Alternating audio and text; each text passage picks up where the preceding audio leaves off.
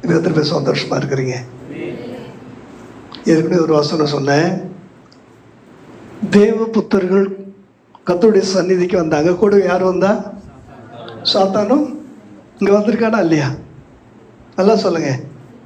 இங்கே வந்திருக்கிறான். இது எப்படி தெரியுமா கண்டுபிடிக்க முடியும்? அப்படியே நம்ம அறியாமல் கண்ணை மூடினீங்கன்னா கண்டுபிடிச்சிடலாம். நான் பேசுறதை கவனிக்காமல் வேற எங்கேயோ மோட்டு வலியை பார்த்துருந்தா என்ன செஞ்சிடலாம்? கண்டுபிடிச்சிடலாம். அவன் வந்து ஒரு வேளை சேரில் இடம் இல்லைன்னா அவன் உட்காந்துட்டு மடியில் உங்களை உட்கார வச்சு என்ன செஞ்சுட்டுப்பான்? லைட்டாக அப்படியே தாளாட்டிகிட்டே இருப்பான். கண்ணை மூடிட்டு என்ன செய்வீங்க? நான் பார்த்தேன். பகலெல்லாம் வெயிலில் நின்று வேலை செய்யக்கூடிய ஆட்கள் கூட ஆராதனைக்கு வரும்போது இங்கே என்ன செஞ்சுக்கிறீங்க? உக்காந்துக்கிறீங்க. மனசு கஷ்டமாக இருக்குது. என்ன காவியா? உண்மையா இல்லையா? எத்தனை வெயிலில் கடினமாக வேலை செய்கிறீங்க. அவ்வளோ வேலை செஞ்சு ஆராதனைக்கு வந்த சமயத்தில் உட்காந்துட்டிங்கன்னா நீங்கள் உட்காரல, உங்களை வழியில் உட்கார வச்சுக்கிறது வேறு. அந்த சூழ்நிலையை நீங்கள் என்ன செய்யணும்? எவ்வளோ உடம்பு முடியலனாலும் புரிஞ்சுங்க. இங்கே வந்து நல்லா தான் இருப்பீங்க. திடீர்னு ஆணு வாயை திறக்க வைப்பான். உள்ளே வந்து என்ன செய்யும்? ஆமாம், கொட்டாவி உள்ள அப்படியே போகும். நல்லா கவனிச்சிங்க. இங்கே நீங்கள் இருக்கும்போது திடீர்னு யாராவது ஒருத்தங்க வெளில வருவாங்க. அப்படியே ஒட்டு மொத்தமாக அட்டென்ஷன் அப்படின்ற மாதிரி அந்த பக்கம் திரும்புவீங்க. அதுக்கப்புறம் நான் திரும்ப ஸ்டாண்டர்ட் டீஸ் சொல்ல வேண்டியது ஒரு சூழ்நிலையே வரும். அதனால் ஜாக்கிரதையாக நீங்கள் என்ன செய்ய? ரொம்ப ஜாக்கிரதை. பிசாசுக்கு இடம் கொடாதிருங்கள். அல்லேலூயா. இப்போ ஒரு சின்ன செய்தி தான். ஒருவேளை 5 நிமிஷத்தில் கூட முடிஞ்சிடலாம், 10 நிமிஷத்தில் கூட முடிஞ்சிடலாம். ஆனால் இந்த செய்தி இது வரைக்கும் உங்கள் லைஃப்பில் கிறிஸ்தவ வாழ்க்கையில் நீங்கள் கேட்டிருக்கவே மாட்டீங்க. ஒருவேளை இன்றைக்கி நீங்கள் கேட்டுட்டிங்கன்னா இனி அன்றைக்கி அதை என்ன செய்ய மாட்டீங்க? மறக்கவே மாட்டீங்க. இது ஒன்றையாவது பிசாசு தடை பண்ணாதபடிக்கு, தடை பண்ண முடியாதபடிக்கு நீங்கள் என்ன செஞ்சிடணும்? கேட்டுடணும். அல்லேலூயா. இப்போ நீங்கள் வாசிங்க என்னோட கூட. நான் சொல்கிற வசனங்களை ரொம்ப வேகமாக நிறைய வசனங்கள் இருக்குது. கடக்குன்னு நான் சொல்ல எடுத்துக்கொள்ளுங்க. மத்தேயு 11:15, இன்னொருவர் 13:9, 13:43.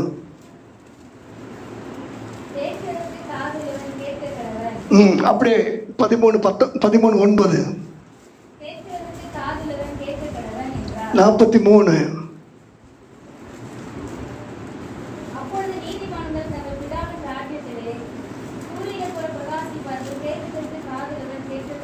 மார்க் 4:9, இன்னொருவர் லூக்கா 8:8. லூக்கா 8:8, 14:35.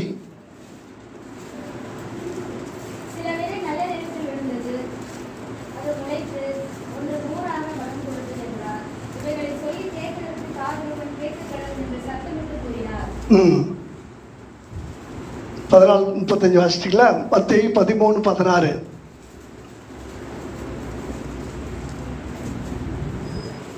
மத்தேயு 13:16.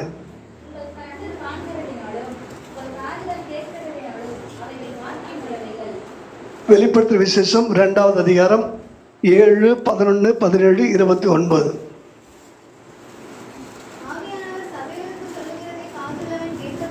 பதினொன்று 17, 29, 3:13,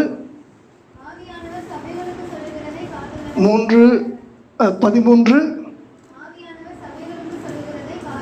3:13, 22, 1:3.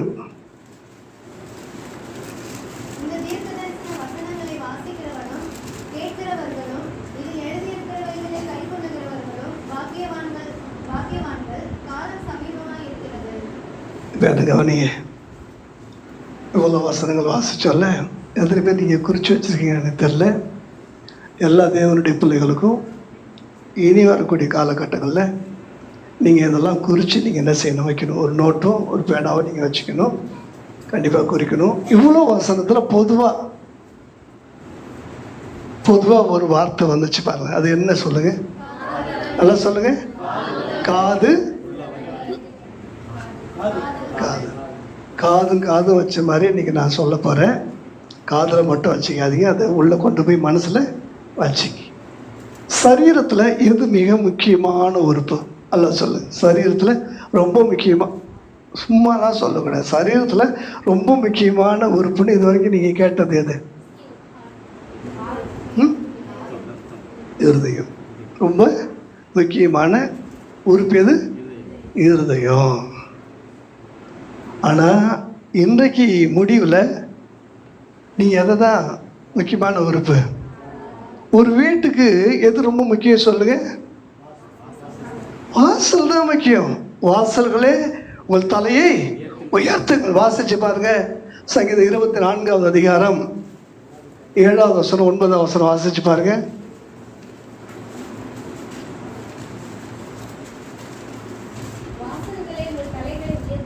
ம் ம்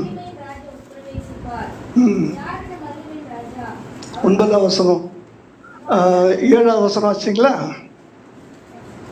7 வாசல்களே உங்கள் தலைகளை 9லையும் அதே தான், வாசல்களே உங்கள் தலைகளை உயர்த்துங்கள். அப்போ வாசல்களே உங்கள் தலைகளை உயர்த்துங்கள். வாசல் திறந்தால் தான் எங்கே போக முடியும்? வீட்டுக்குள்ளே போக முடியும். இப்போ நான் சொல்கிறது கவனிங்க. இருதயம் ஒரு வீடுன்னா அந்த வீட்டோடைய வாசல் எது? காது. ஜன்னல் எது? கண்ணு. நல்லா புரிஞ்சுங்க. ஜன்னல் வழியாக வருவாங்களா, வாசல் வழியாக வருவாங்களா? வாசல் வழியாய் பிரவேசிக்கிறவன் உள்ளும் புறமும் சென்று மேய்ச்சலை கொண்டாடுவான், நானே வாசல் அப்படின்னு அந்த நம்ம சொல்லியிருக்கிறாரு. இன்னைக்கு இந்த காதுகள் இருக்கு பார்த்தீங்களா, இந்த காதுகள் தான் ஒரு இருதயத்தின் வாசல். எல்லாரும் சேர்ந்து சொல்லுமா? என் காதுகள் என் இருதயத்தின் வாசல். இப்போ ரொம்ப முக்கியமானது எது? நல்லா சொல்லுங்க. காது. நம்மளாம் இறந்து போன பிற்பாடு, இது நம்மளாம் சேர்த்து சொல்கிறீங்களே அப்படின்லாம் யாரும் யோசிக்க வேணாம். பொதுவாக சொல்கிறேன், நம்மளாம் இறந்து போன பிற்பாடு இந்த அவயவங்களில் எது உயிரோடு இருக்கும்? நல்லா சொல்லுங்க. இறந்து போன பிற்பாடு இந்த உடம்புல உயிரோட என்ன இருக்கும்? யாருக்கும் தெரியல. எனக்கு கவனிங்க. எல்லா உறுப்புகளும் உயிரற்று போவதுக்கு பேர் தான் என்னது? மரணம். உயிரற்று அசைவற்று போவது, செயலற்று போகிறதுக்கு பேர் தான் என்னது? மரணம். ஆனாலும் ஒரே ஒரு உறுப்பு மட்டும் செத்த பிற்பாடும் உயிரோடு இருக்குமா? என்ன உறுப்பு? செத்த பிற்பாடு உயிரோட இருக்குமா? சொல்லுங்க. ஹலோ. செத்து போனவங்க அப்படியே கண்ணாடி பெட்டியில் அழகாக ஏசி ரூமில் இருக்கிற மாதிரி ஜாலியாக உள்ளே படுத்துருப்பாங்க. பார்த்துருக்கீங்களா நீங்கள்? வெளியில் 1000 பேர் 1000 விதமாக என்ன செய்வாங்க? பேசுவாங்க. சந்தோஷமாக பேசுகிறவங்க, அழுதுட்டு பேசுகிறவங்க, அவங்கள பற்றி நல்லா பேசுகிறவங்க, தப்பாக பேசுகிறவங்களாம் நிறைய பேர் வெளில இருப்பாங்க. இதெல்லாம் அவங்க காது கேட்குமா? கேட்காதா? கேட்காது அப்படின்னு நினச்சிட்டு கண்டதை பேசி வச்சிடாதீங்க. என்ன செய்யும்? கேட்கும். புரியுதா உங்களுக்கு? இப்போ நான் சொல்கிறேன், நீங்கள் வாசிங்க. யோவான் எழுதின சுவிசேஷ புத்தகம் 5வது அதிகாரம்.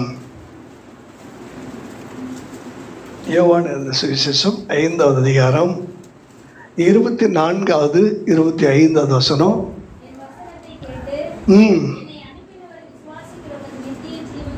ம் ம் மரணத்தை விட்டு நீங்கி ஜீவனுக்கு உட்பட்டிருக்கிறான் என்று மெய்யாகவே மெய்யாகவே உங்களுக்கு சொல்லுகிறேன். ம் ம்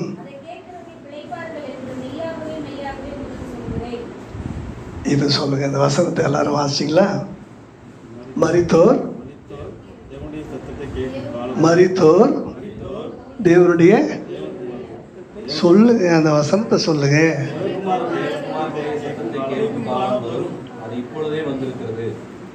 செத்து போன பிற்பாடும் காதுகள் மரணம் அடைவதில்லை, காதுகள் சாவதில்லை, காதுகள் மரிப்பதில்லை. நம்ப முடியுதா உங்களால? செத்து போனவங்களுக்கு காது கேட்குமா? கேட்காதா? நீங்கள் சொன்னது கரெக்டு. செத்து போனவங்களுக்கு என்ன செய்யாது? காது கேட்காது. அது யாருக்கு தெரியுமா? 2 வெரைட்டி இருக்கிறாங்க. செத்து போனவங்க 2 வெரைட்டி இருக்கிறாங்க. மரித்தவர்கள் தேவனுடைய குமாரனுடைய சத்தத்தை கேட்கும் காலம் அது இப்பொழுதே வந்திருக்கிறது. எத்தனை பேருக்கு ஆசை, நான் செத்து போன பிற்பாடு கூட என் காது என்ன செய்யணும்? கேட்கணும். 2 பேர் தானே. என்ன அலெக்ஸு? இல்லை, பொதுவாக சொல்கிறேன். எல்லாருக்குமே இந்த உலகத்தில் என்ன இருக்குது? ஒரு எண்டு இருக்குது. கையே, நான் இறந்து போன பிற்பாடு கூட என் காது என்ன செய்யணும்? கேட்கணும். பாருங்க, ரித்திஷ் அப்படியே சும்மா இருக்கும்போதே அவளுக்கு காது கேட்காது. அல்லேலூயா. கவனிங்க, இது சாதாரணமான விஷயம் இல்லை, ஒரு அமானுஷ்யமான விஷயம். நீங்கள் அறிந்து கொள்ள வேண்டும் என்று சொல்கிறேன். இறந்து போன பிற்பாடு உங்கள் காதுகள் கேட்க வேண்டுமானால், நீங்கள் உயிரோடு இருக்கும் பொழுது ஆவியானவர் சபைகளுக்கு சொல்லுகிறதை காதுள்ளவன், அதுக்கு தான் அத்தனை வசனம், அதுக்கு தான் அத்தனை வசனம். நீங்க இறந்து போன பிற்பாடு கூட உங்களுடைய காதுகள் உயிரோடு இருந்தால் மகிமையின் ராஜா உட்பிரவேசிப்பார்.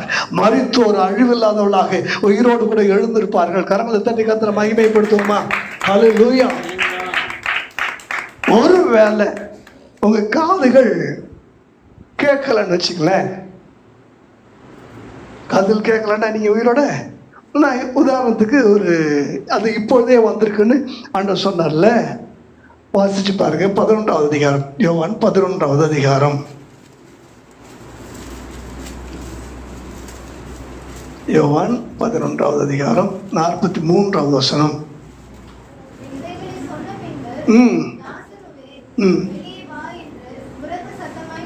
இப்ப என்ன கவனிங்க, யார்கிட்ட பேசுறாரு? போனத்துக்கிட்டே பேசுறாரு. நல்லா கவனிங்க, யார்கிட்ட பேசுறாரு? எப்ப செத்து போனோம்? 4 நாள் முன்னால சத்து போனோம். இப்ப அது போனோம். நாருன்னு கூட பிறந்தவள என்ன செய்யறா? உண்மையா இல்லையா? அப்படி ஒரு சூழ்நிலையில இப்ப யார் பேசுறா?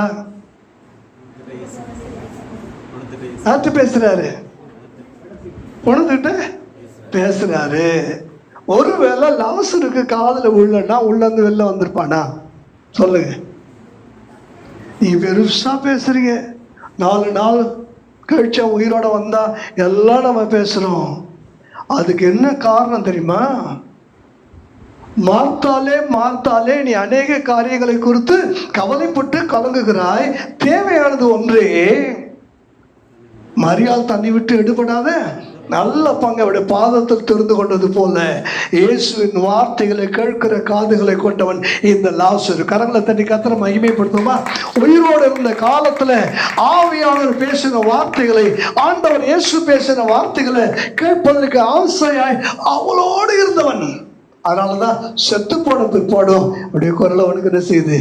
கேட்குது. அல்லேலூயா. நல்லா தெரிஞ்சுங்க. பல சமயத்துல நீங்க கேட்கிற இந்த வசனம் எப்படி தெரியுமா இருக்கு? யோவான் 6வது அதிகாரம் 63வது வசனத்தை வாசித்து பாருங்க. யோவான் 6:63 போட்டதான் சொன்னேன். யோவான் 6:63 பைபிளை திறந்து வச்சுட்டு எங்கேயும் வேடிக்கை பார்க்கறது இல்லை. இந்த வசனத்தை இதுதான் பிசாசு பண்ணக்கூடிய வேலை. புரியுதா உங்களுக்கு? உங்களை எங்கே தான் உட்கார வச்சிருப்பான், ஆனால் வேற எங்கேயும் என்ன செஞ்சிருப்பான்?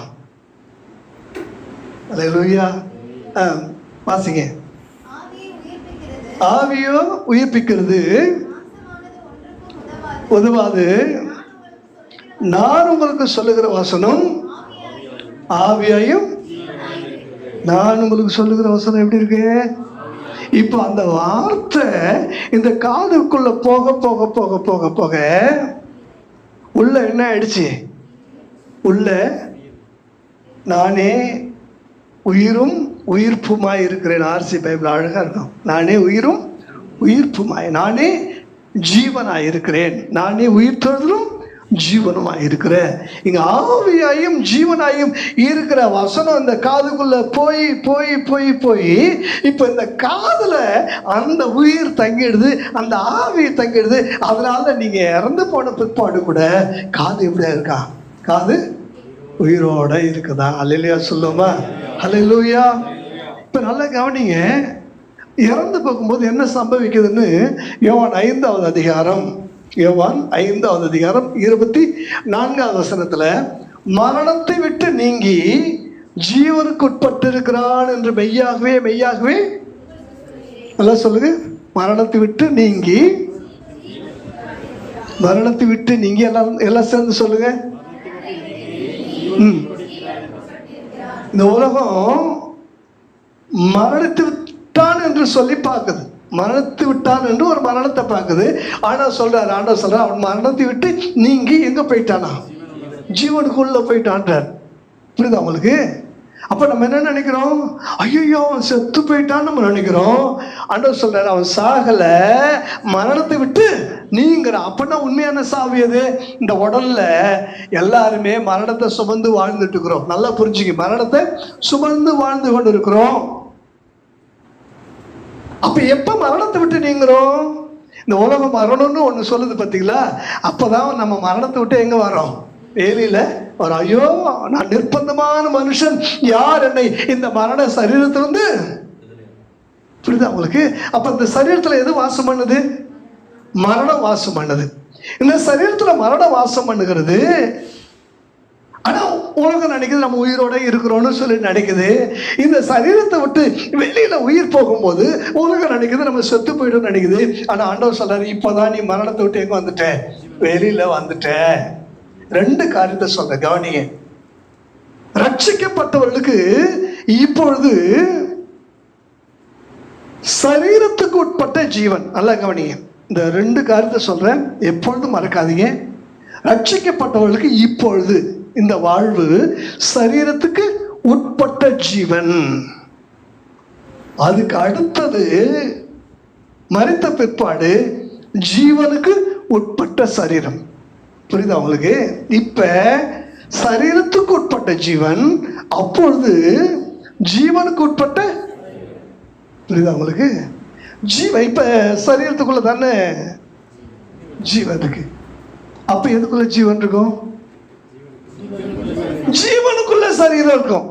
ஜீவனுக்குள்ள சரீரம் இருக்கும்னா நீங்க சுவாசிக்க வேண்டியது இருக்காது. சரீரத்துக்குள்ள ஜீவன் இருக்கிறதுனால தான் ஒவ்வொரு முறை அப்படியே 4 படிக்கட்டு ஏறினாலே நம்ம ஆளுக்கு நாக்க தொங்க விடுற அளவுக்கு இன்னைக்கு என்ன வருது? அப்படியே ஒரு கொஞ்சம் வெயிட்டு தூக்குனா உடனே மூச்சு வாங்குது. கொஞ்சம் கடினமான வேலை செஞ்சா உடனே வேருக்கு பயங்கரமா தான். புரியுதா உங்களுக்கு? இப்ப இந்த ஜீவன் இந்த சரீரத்துக்கு உட்பட்டு இருக்கிறபடினாலே அது மரணத்தோடு பிணைக்கப்பட்டிருக்குது. ஆனா மரணம்னு உலகம் நினைக்கிற அந்த மரணத்துல இந்த ஜீவன் வெளியில வந்து சரீரத்தை தனக்குள்ளே அது கொண்டு வருகிறது. அல்லேலூயா. இயேசு உயிரோடு எழுந்தார். அந்த உயிருக்குள்ளதான் அவருடைய சரீரம் இருந்தது. நல்லா புரிஞ்சுங்க, அவருடைய சரீரத்துக்குள்ள உயிர் இல்ல, அவருடைய உயிருக்குள்ள சரீரம் இருந்தது. கரங்களை தட்டி கர்த்தரை மகிமைப்படுத்துவோமா? சில சத்தியங்கள்லாம் சொன்னா உடனே பேடு வாசிக்கிறது, மியூசிக் வாசிக்கிறது நிறைய பேருக்கு அப்படியே பயங்கரமா, நம்ம எவ்வளவு ஆழமான சத்தியம் சொன்னாலும் அப்படியே இடிச்சு புலி மாதிரியே உட்கார வச்சு பிசாசு கொஞ்சம் கூட வேணாம். சில பேர் தூங்குறவங்க இருக்காங்க பார்த்தீங்களா, அவங்கள நீங்கள் எழுப்பி பாருங்கள, நல்லா தெரியும் நம்ம தான் எழுப்புறாங்க. சரி, அப்படியே தூங்குற மாதிரி நடிப்புன்னு அப்படியே கண்டினியூ பண்ணுவாங்க.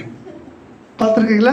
அது மாதிரி சத்தியம் புரிஞ்ச பிற்பாடு கூட எழுந்திரிச்சு ஒரு அல்லேலூயா சொல்லுவோம், சொத்தமாக ஆண்டவரை மகிமைப்படுத்தும். வேணாம் தெரிஞ்ச மாதிரி நீ என்ன செஞ்சிக்காது, காட்டிக்காது. பிசாசு அப்படியே அமைதியாக எவ்வளோ தெரிஞ்சாலும் குறை கூடம் தழும்போம், நிறைய கூடம் என்ன ஆகாது, தழும்பா. நீ அப்படியே அமைதியாக உட்காந்துக்கும் அப்படின்னு சொல்லி பிசாசு நம்மளை என்ன செய்வான்?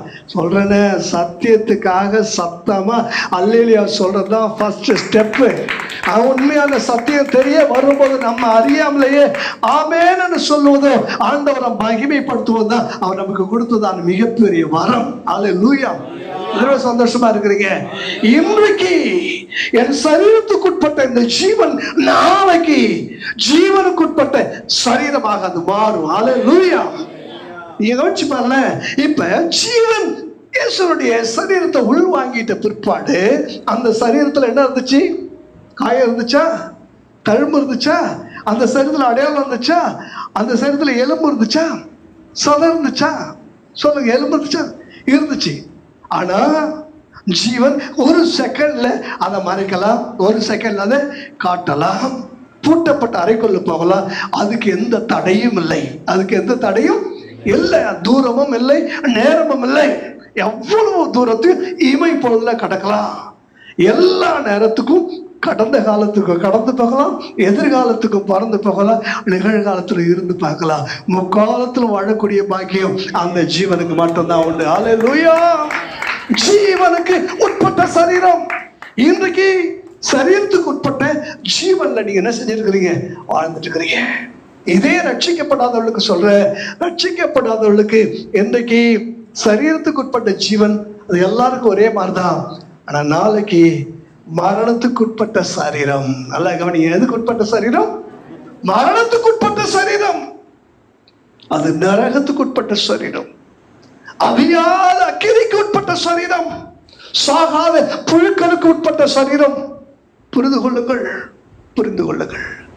இன்றைக்கு உங்களுடைய சரீரம் மீண்டும் உயிரோடு கூட எழ வேண்டுமானால் ஆவியான ஒரு சபைகளுக்கு சொல்லுகிறதை காதுள்ளவன் கேட்க கடவன். என்ன எப்ப பார்த்தாலும் கேளுங்க கேளுங்கன்னே சொல்லிட்டு இருக்கிறீங்க.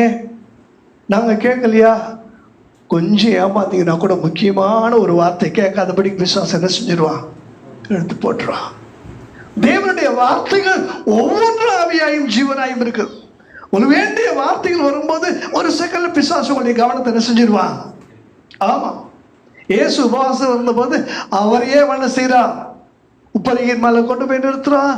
உலகத்தையே சுற்றி காட்டுறான். நீங்க இங்கதான் உட்கார்ந்து இருக்கிறீங்க, திடீர்னு நீங்க வேற ஒரு இடத்துக்கு உங்களை என்ன செஞ்சிருவான்? நினைவுல கூட்டு போயிடலாம். நினைவு நாளைய தினத்துல என்ன செய்யலான்னு யோசிச்சுட்டு இருக்கோம். உடம்பு இங்க உட்காந்துட்டு இருக்கோம். உடம்பு உட்காந்துட்டு இருக்கும்போது திடீர்னு தலையை திருப்பி அந்த பக்கம் டைமை காட்டுவான். ஒரு இடத்துல நிலையா என்ன செய்ய மாட்டான்? பாஸ்டர் எப்பயும் 5 நிமிஷத்துல முடிக்கிறது தானே சொன்னாரு, ஆனா இப்ப 20 நிமிஷம் ஆகுது, இன்னும் தொடங்கவே இல்லையே செய்தியை, இப்படிலாம் யோசிக்க வைப்பா. அதனால தயவுசெய்து சொல்றேன், ஆவியான சபைகளுக்கு சொல்லுகிறது. இப்ப நான் சொல்றேன், மரித்தாலும் பிழைப்பான். யார் தெரியுமா? இந்த நாட்கள்ல ஆண்டவர் பேசுகிற ஒவ்வொரு வார்த்தையும் கவனமாய் கேட்கிற செவிகளை உடையவர்கள். கருத்தாய் மறந்து விட்டாலும் மீண்டும் எடுத்து நினைவுபடுத்திக் கொள்ளக்கூடிய அளவுக்கு காகித புத்தகங்களில் எழுதி வைக்கக்கூடிய அந்த பழக்கம் உடையவர்கள் ஒருபோதும் மரணத்துக்கு உட்பட்டவர்கள் அல்ல. அல்லேலூயா, அல்லேலூயா. ஆண்டவர் எல்லாவற்றையும் நமக்கு டெமான்ஸ்ட்ரேட் பண்ணி காட்டிவிட்டு சென்றிருக்கிறார். எல்லாருடைய மரணத்தையும் சாதாரணமாக ஒன்று பாடையில போகும்போது தொட்டு எழுப்புவார். செத்து போன குழந்தை வீட்டில் படுத்திருக்கும் போது என்ன செய்வார்? எழுப்புன்னு சொல்லி எழுப்புவார். ஆனா லாசருவை ஏன் தெரியுமா 4 நாள் கழிச்சு எழுப்பினாரு? உங்களுக்கு எனக்கும் ஒரு மாதிரியை காண்பிக்கும்படி, நீ மரித்தாலும் எத்தனை நாளானாலும் ஒரு நாள் நான் வருவேன், ஒரு நாள் வருவேன், உன் பேரை சொல்லி கூப்பிடுவேன், நீ அழிவில்லாதவனாய் எழுப்பி வருவாய் என்பதற்கு ஆதாரமாகத்தான் அந்த வார்த்தைகள். அல்லேலூயா. அப்ப இறந்து போன பிற்பாடு லாசர் என்ற பேர் அவனுக்கு ஞாபகத்தில் தான் இருந்துச்சா இல்லையா? சொல்லுங்க, இருந்துச்சா இல்லையா? இருந்தது. அப்ப செத்து போன பிற்பாடு மறந்துடுமா? சொல்லுங்க, மறக்காதுல்ல. அப்ப செத்து போன பிற்பாடு உடல்லாம் அப்படியே எதையும் வேணா துடிக்காம இருக்கலாம், நுரையீரல் வேணா சுவாசிக்காம இருக்கலாம். இன்னைக்கு கர்த்தருடைய வார்த்தை கேட்கிற இந்த காதுகள் ஒருபோதும் உறங்குவதில்லை. உண்மை உறங்காது, இந்த சத்தியம் உறங்காது. இந்த சத்தம் உடைய காதுகளை தேவ சத்தம் கேட்கும் காலம் வரைக்கும் உயிரோடு கூட வைத்திருக்கும். அல்லேலூயா. எழுப்புவோமா தேவ சமூகத்தில்? அல்லேலூயா. நன்றி தகப்பனே, நன்றி அப்பா. ரொம்ப எளிமையான காரியத்தான் யோசிச்சு. மரித்தோர் தேவ சத்தம் கேட்கும் காலமா? மரித்தோர் எப்படி தேவனுடைய சத்தத்தை கேட்க முடியும்? மரித்தவர்கள் தான் மௌனமாய் இருக்கிறார்களே, மரித்தவர்கள் மறதியின் பூமியில் கிடக்கிறார்களே என்று சொல்லி யோசித்து, அது வேற. ஆவியானவர் சபைகளுக்கு சொல்லுகிறது, காதுள்ளவன் கேட்க கடவன். இந்த வசனத்தின்படி வெளிப்படுத்துற விசேஷத்துல எத்தனை முறை திரும்ப திரும்ப 7 சபைகளுக்கும் தேவன் இதையே சொல்லிக் கொண்டிருக்கிறார். ஹல்லேலூயா. Thank you Jesus, thank you Jesus.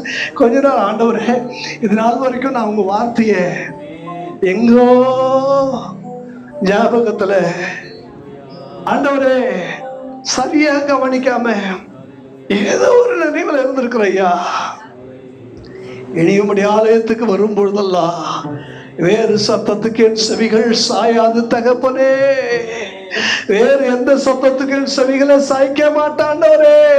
உங்க சத்தம், உங்க வசனத்தினுடைய சத்தம், உங்களுடைய வார்த்தையின் சத்தம், அது எனக்குள்ளே ஆவியாயும் ஜீவனாயும் உட்பிரவேசிக்கட்டப்பா. Thank you Jesus, thank you Jesus, thank you Jesus. யார் இந்த மகிமையின் ராஜா? அவர் வல்லமையும் பராக்கிரமும் உள்ள கர்த்தராமே. அவர் யாக்கோபின் தேவன், அவர் யாக்கோபின் தேவன். Thank you Jesus. நன்றி ஆண்டவரே, நன்றி அப்பா, நன்றி அப்பா, நன்றி அப்பா, நன்றி அப்பா. பிசாசுக்கு இடம் கொடாதீர்கள், பிசாசுக்கு எதிர்த்துடுங்கள், அப்போது உங்களை விட்டு ஓடி போவான். தேவ சமூகத்தில் வரும்போது தேவ சத்தம் கேட்காதபடிக்கு, ஆண்டவரே தூக்கத்துக்கு இடம்படாதபடிக்கு, சோர்வுக்கு இடம்படாதபடிக்கு, கவனச்சோரலுக்கு இடம்படாதபடிக்கு, வேற்று சத்தங்களுக்கு இடம்படாதபடிக்கு என் ஆவி ஆத்மா சரீரத்தை ஆவியானவர் ஆளுகை செய்யும்படி உங்களுடைய சத்தத்துக்கு மாத்திரம் அர்ப்பணிக்கிறேன். Thank you Jesus.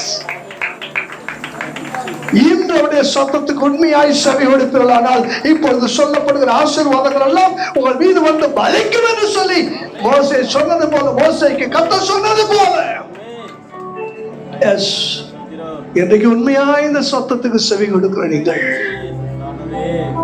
சொல்லப்படுகிற காரியங்கள் எல்லாம் உங்கள் மீது வந்து பலிக்கும். மரித்தாலும் பிழைப்பீர்கள், மரித்தாலும் பிழைப்பீர்கள். உலகம் வேண்டுமானால் நீங்கள் மரணத்துக்கு உட்பட்டிருக்கிறீர்கள் என்று சொல்லி நினைக்கலாம். அன்றைய வார்த்தை சொல்லுகிறது, நீங்கள் மரணத்தை விட்டு நீங்கி ஜீவனுக்கு உட்பட்டிருக்கிறீர்கள் என்று சொல்லி அன்றைய வார்த்தை சொல்லுகிறது. ஆகையினால தான் பவுல் இதை சத்தியமாக சத்தமாக சொல்லுகிறார்.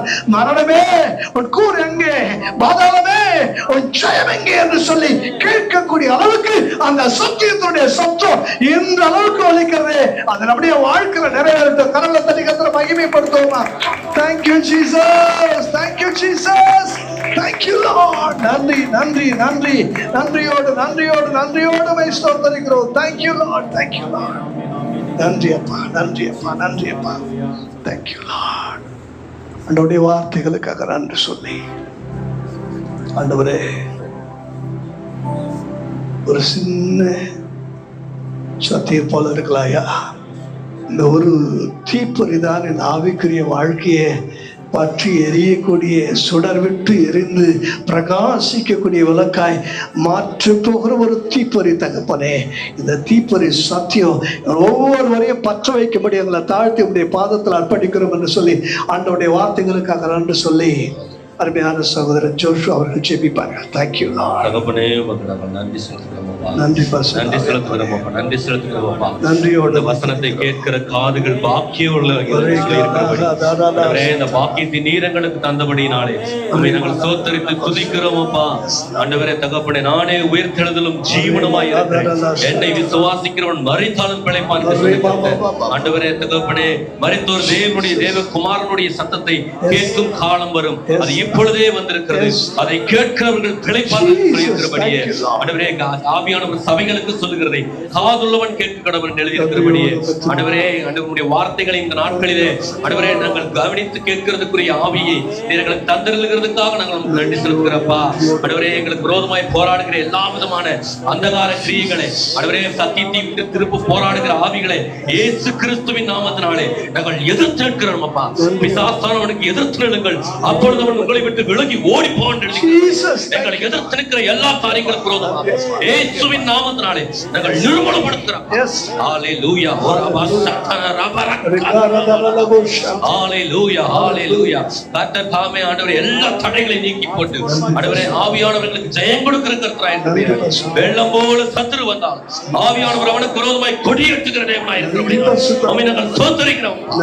விபச்சாரமும் பாவமும் நிறைந்த இந்த சந்ததியின் மத்தியிலே என்னை குறித்தும் வார்த்தைகள் குறித்தும் எவன் வெட்கப்படுவானோ, ஓ மனுஷகுமாரனும் வல்லமையை பொருந்தினவராய் மகிமை பொருந்தினவராய் தேவ தூதர்களோடு வரும்போது அவனை குறித்து வெட்கப்படுவார்கள் எழுதியிருக்கிறபடி உம்மை குறித்து உம்முடைய வார்த்தை குறித்து நாங்கள் ஒருவரும் வெட்கமடையாதபடிக்கு ஆண்டவரே சகல ஜனங்களுக்கு முன்பாக உம்மை நாங்கள் பிரசித்தம் பண்ணத்தக்கதாக கர்த்தருடைய ஆவியானவர்களுக்கு உதவி செய்ய வேண்டும் என்று ஜெபிக்கிறோம்.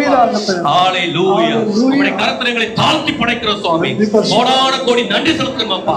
ஆண்டவரே, அழிக்கப்படாத என்றென்றைக்கும் நிலைத்திருக்கிற ஆவியாயும் ஜீவனாயும் இருக்கிற உம்முடைய வார்த்தைகளுக்காக, என்றென்றும் நிலைத்திருக்கிற நித்திய அஸ்திவாரம் உள்ள உம்முடைய வார்த்தைகளுக்காக கோடான கோடி நன்றி செலுத்துகிறோம் அப்பா. துதிகன மகிமையெல்லாம் ஒருவருக்கே செலுத்துகிறோம் அப்பா. இந்த வார்த்தைகள் எங்களுக்குள்ள உயிர் பெற்று துரிதமாக பலன் கொடுக்கட்டும் என்று சொல்லி உம்முடைய பிரார்த்தனைகளை தாழ்த்தி படைக்கிறோம் சுவாமி. துதிகன மகிமை ஒருவருக்கே செலுத்துகிறோம். மீட்பரும் ரட்சகருமாக இயேசுவின் நாமத்தில் வேண்டிக் கொள்கிறோம் ஜீவனுள்ள நல்ல பிதாவே. ஆமென். ஒரு நிமிஷம் கண்ணை திறந்து பாருங்க. எல்லாரையும் பார்த்து கேட்குறேன். இனிமேல் வர்ற வாரத்துலேருந்து என்னுடைய வார்த்தையை 2 காதுகளாலும் கேட்பீங்களா? கவனமாக கேட்பீங்களா? சொல்கிற வசனங்களை மறக்காமல் குறித்து வைப்பீங்களா? உங்கள்கிட்ட தான் கேட்குறேன். எலெக்ஷனில் மட்டும் செய்வீர்களா அப்படின்ற உடனே எல்லாம் எப்படி சொல்கிறாங்க பாருங்க. இங்கே நான் கேட்குறேன், ஆலயத்தில் கேட்குறேன், செய்வீர்களா? என்னுடைய வார்த்தையை கேட்பீர்களா? குறித்து வைப்பீங்களா? இப்போ சேர்ந்து சொல்லுவோமா? என் ஆத்துமாவே கர்த்தரை ஸ்தோத்திரி, முழுவதும் பரிசுத்த நாமத்தை ஸ்தோத்திரி. என் ஆத்துமாவே கர்த்தரை ஸ்தோத்திரி, பரிசுத்த சகல உபகாரங்களை மறவாதே. நம்முடைய கர்த்தராகிய இயேசு கிறிஸ்துவின் கிருபையும் பிதாவாகிய தேவனுடைய அன்பும் பரிசுத்த ஆவியுடைய அந்யோன்ய ஐக்கியமும் இன்றைக்கும் நம் அனைவரோடு கூட இருப்பதாக. Hallelujah. Praise the Lord, praise the Lord. God bless you. கர்த்தர் உங்களை ஆசீர்வதிப்பாராக. இந்த வசனங்கள்லாம் குறித்து வீட்டில் போயிட்டு நீங்கள் திரும்பவும் ஒரு வருடம் செய்யுங்க, படிங்க. கர்த்தர் உங்களுக்கு இன்னும் விசேஷத்தை சத்தியங்களை வெளிப்படுத்துவார். ஆமென்.